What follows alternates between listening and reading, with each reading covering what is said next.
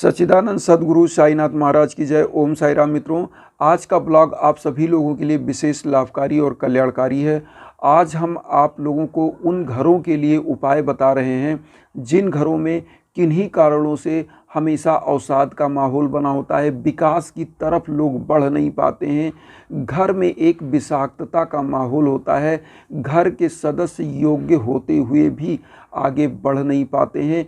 तो ये उपाय उन गृहिणियों को करना है। घर की कोई भी महिला सदस्य, केवल उसको उपाय करना है, लिख करके ये उपाय कर देना है। और देखिएगा साईं बाबा जिन घर में ये उपाय होगा वहाँ पर दिन दूना रात चौगुना संपत्ति की, ऐश्वर्य की वृद्धि कर देंगे, सुख शांति प्रदान कर देंगे।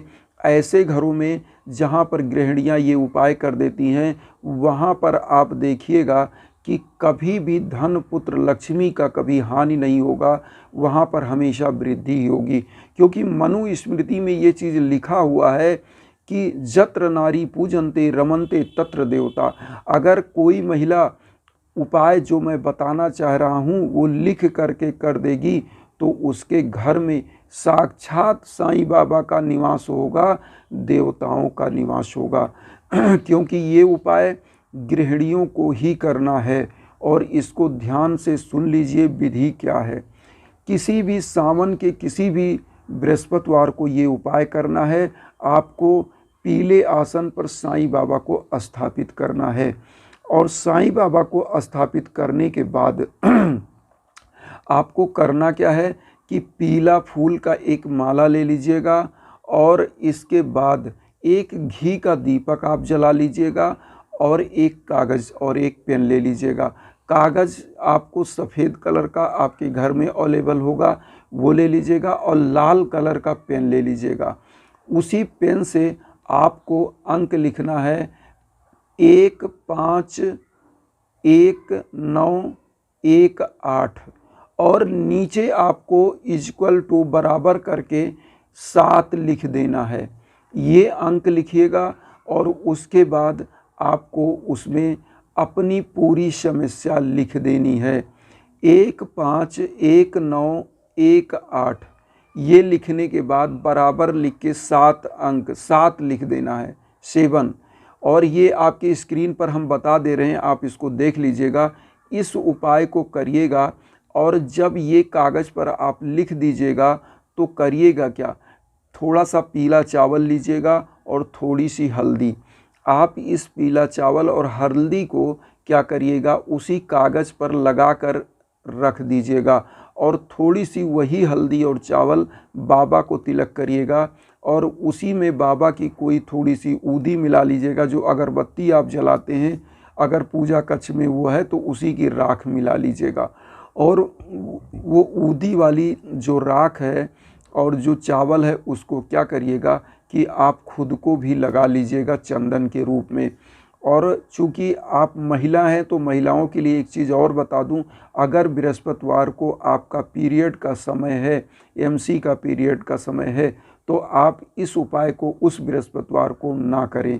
क्योंकि उस समय आप अछूत की स्थिति में होते हैं तो उस समय ये उपाय किसी और महिला से अपने घर में करवा दें। और कोई भी महिला ये उपाय करेगी, घर की कोई भी महिला, बच्ची हो महिला हो, जो भी करेगी तो उसी को करना है, लेडीज़ों को उपाय। ये अंक लिखने के बाद आपको एक घी का दिया जलाना है, बाबा को पीला फूल का माला पहना दीजिएगा और ओम श्री साईनाथाय नमः का 108 बार जाप कर लीजिएगा।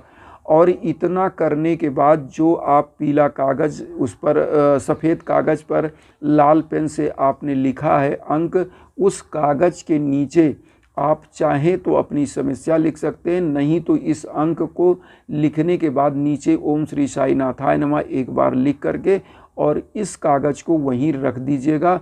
और 108 बार मैंने बताया जो भी मंत्र आपको साईं बाबा का आता हो, चाहे ओम साई राम चाहे ओम श्री साईनाथाय नमः, इसका जाप करिएगा।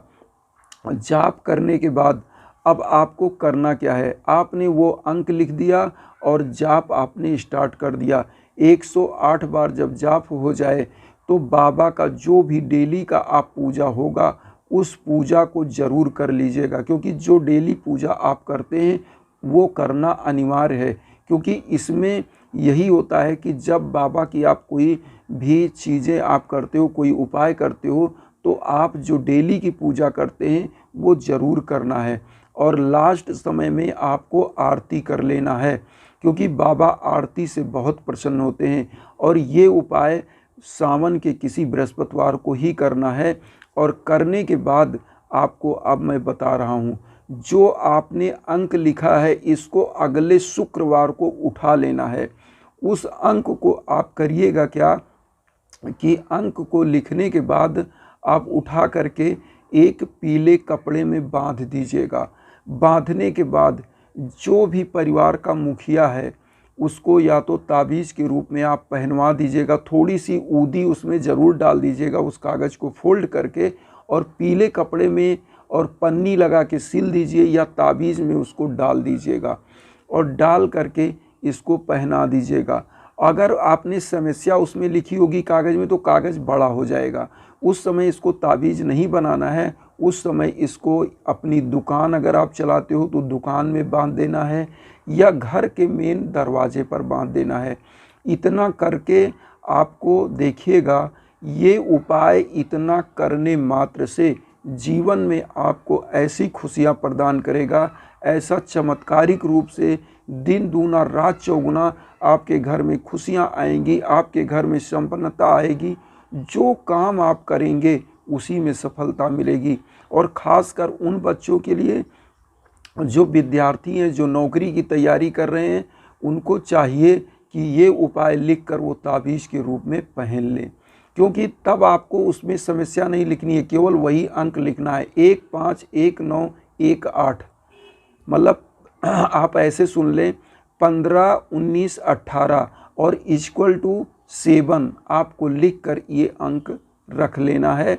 और इसको ताबीज़ के रूप में जो विधि बताया है बस एक बृहस्पतिवार करना है, अगले बृहस्पतिवार को उठा के धारण कर लेना है।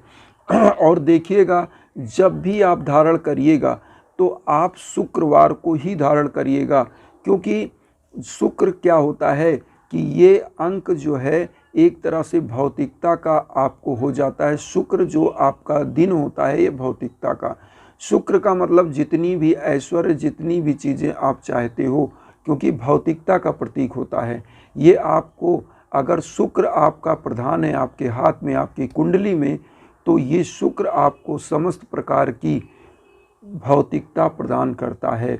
लेकिन अति सर्वत्र वर्जते, किसी चीज़ की अति नहीं होनी चाहिए। अब यहाँ पर मैंने बताया आपका जीवन सुखमय हो जाएगा। आपको करना क्या है, लास्ट में एक चीज़ आप जान लीजिए, इस उपाय को करने के बाद गरीबों को उसी शुक्रवार या शुक्रवार के बाद शनिवार या सोमवार को ही आप रख लीजिए। मान लीजिए आपने शुक्रवार को धारण किया, सोमवार को आप कम से कम 7 गरीबों को, क्योंकि इक्वल टू 7 आपने लिखा है, उस अंक में 7 गरीबों को आपको फल का वितरण कर देना है।